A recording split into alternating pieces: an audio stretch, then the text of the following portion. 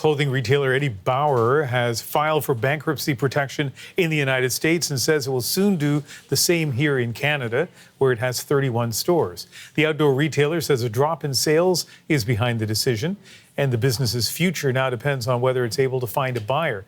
In the meantime, most of its 220 stores in the States are set to remain open as certain locations start to liquidate their stock. Not the first time that Eddie Bauer has faced financial struggles. This marks the brand's third bankruptcy filing in just over 2 decades.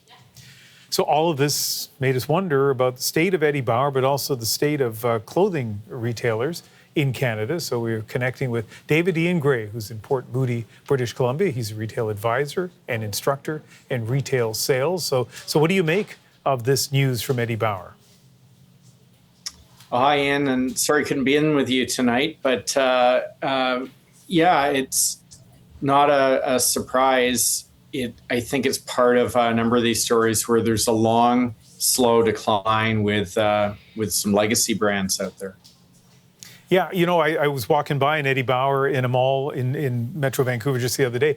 Honestly, I'd forgotten that they were still around until I saw the store. And so I think I know the answer to this, but let me ask you this, Ian. It made me wonder, does this issue have to do with Eddie Bauer itself, or does it say something larger about, you know, brick and mortar clothing retailers?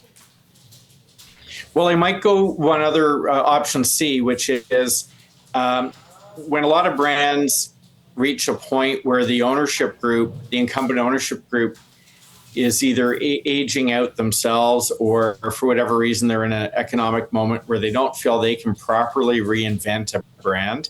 And that was the case for Eddie Bauer, not now, but back after the financial crisis. They often seek either a private equity firm or, in their case, a licensing firm to kind of bail them out and give them an exit.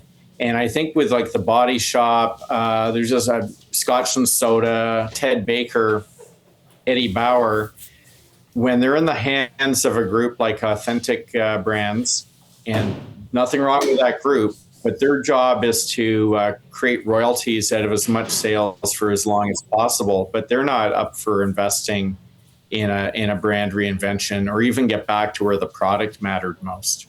Yeah, and also, you know, in any kind of retailing, but I think particularly clothing retailing, you need that magic elixir, right? You need to know what people are thinking, what they're going to be thinking next, and that comes in the hands of, you know, entrepreneurs and creative people, not necessarily brand managers. So let me ask you this: how would you describe the state of bricks and mortar retailing in Canada right now when it comes to clothing, Eddie Bauer aside?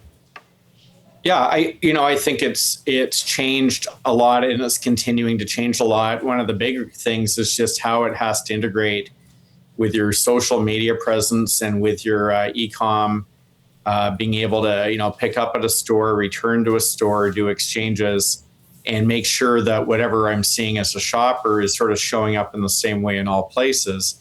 That's easier said than done.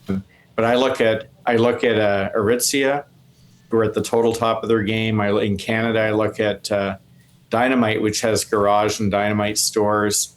They're doing terrific business. You know, there's a lot of winners out there, including winners. I'll add them in. So I don't think it's automatic that, you know, it's dire for all those businesses. I really do think it's idiosyncratic of sort of aging out brands where the people running them are no blame added here, but they're just trying to harvest what's left. 30 seconds. What do you think is going to happen to those 31 stores for Eddie Bauer in Canada?